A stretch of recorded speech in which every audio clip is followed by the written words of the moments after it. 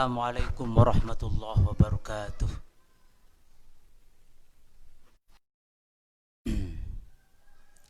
Selamat pagi para pesantren online yang saya cintai. Alhamdulillahirabbil alamin. Allahumma shalli ala Muhammad. Pada hari ini saya berdoa mudah-mudahan para santri pesantren online seluruhnya mudah-mudahan berada di dalam lindungan Allah Subhanahu wa ta'ala.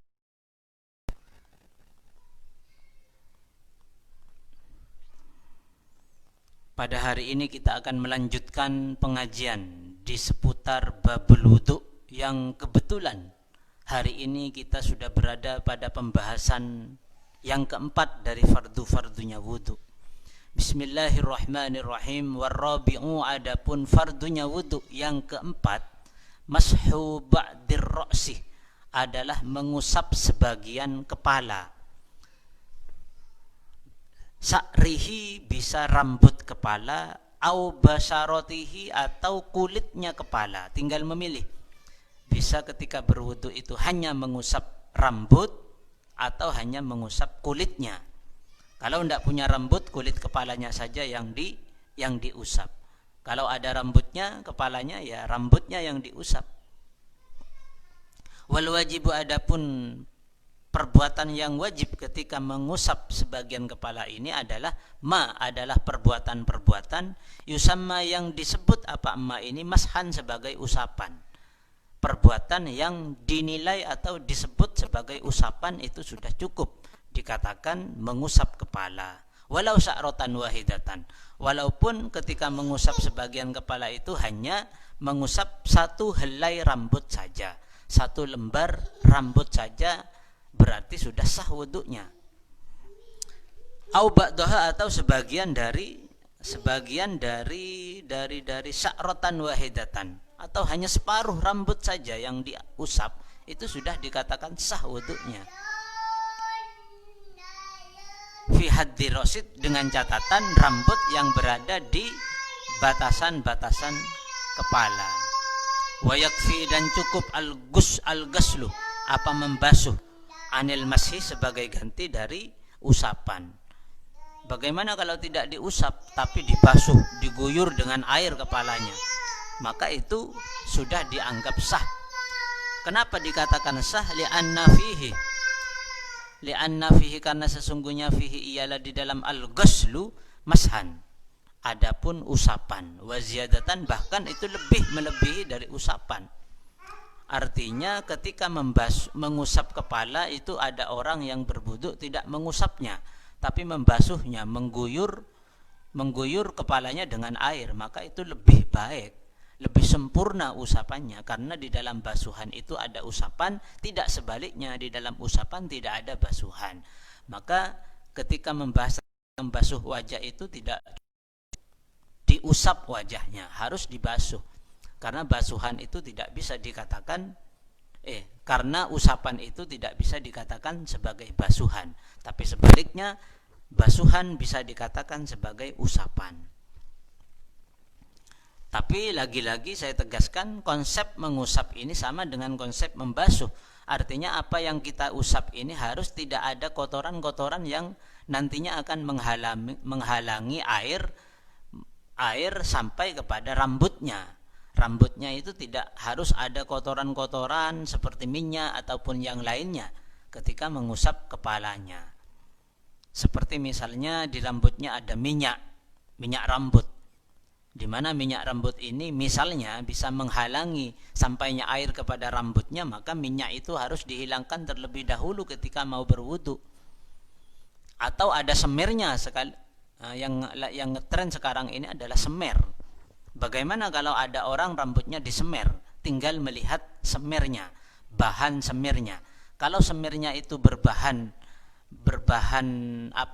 rambutnya itu dilapisi oleh bahan semir, sehingga dengan lapisan semir itu rambutnya bisa berwarna-warni, maka bahan seperti ini yang dikatakan wudunya tidak sah, karena semirnya itu melapisi dari rambutnya.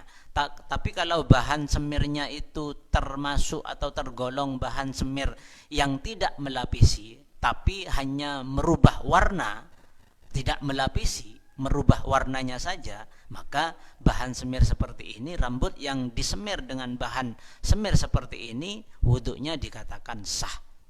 Karena tidak ada hal yang menghalangi sampainya air ke rambut. Untuk lebih memantapkan apa yang saya fatwakan ini tentang semir ini, baiknya para pesantren online merujuk kepada kitab Al-Majmu' karangan karya Al-Imam Nawawi, juz 1 halaman 387. Saya bacakan redaksinya. Idza kana ala ba'di a'dha'ihi sam'un aw ajinun aw hinna'un aw asbahu dzalik wa asbahu dzalik. Apabila di sebagian anggota wuduknya orang itu ada lilin, ada adonan roti, aw hinna'un atau ada pacar, atau hal-hal yang serupa dengan lilin, adonan dan pacar ini, di mana lilin itu kan bisa melapisi rambut misalnya. Lilin itu bisa melapisi kulit. Wa asbahu dzalik, dan hal-hal yang serupa dengan lilin ini, serupanya adalah melapisinya ya.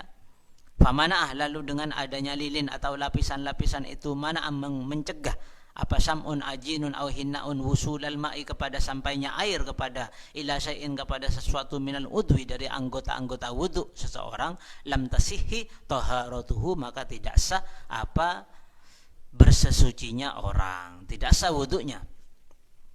Dari ini sawaun akatsura au qallah, baik sama saja lilin itu banyak ataupun sedikit. Dari sini bisa disimpulkan kalau tidak sampai melapisi rambut, hanya merubah warnanya saja, maka wuduknya tetap dikatakan sebagai wuduk yang sah.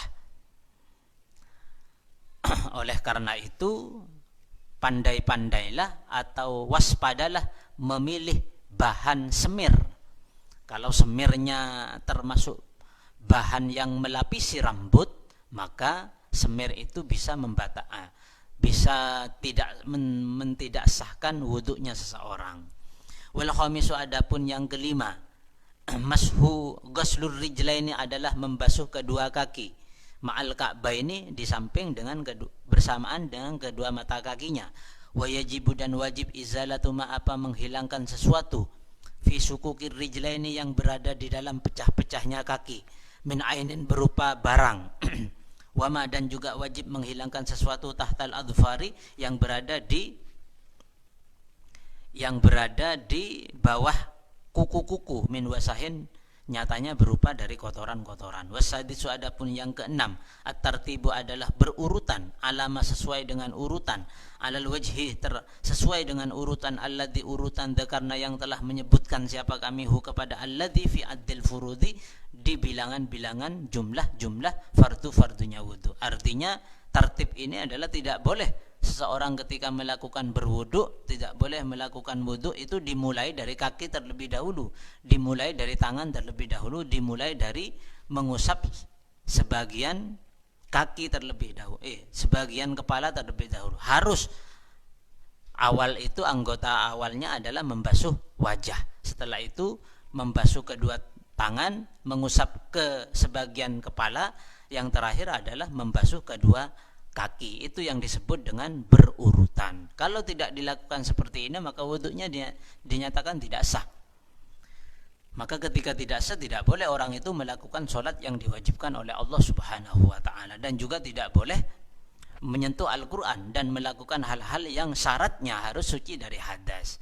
Jadi sekali lagi, harus memahami terlebih dahulu ilmu dari berwudu ini. Demikian, mudah-mudahan apa yang saya sampaikan sedikit banyak membawa manfaat dan barokah. Sebentar, mudah-mudahan lama terkenang dalam ingatan dan di dalam pemahaman kita. Bil ilmi narqa wa bil jahli nashqa. Assalamualaikum warahmatullahi wabarakatuh.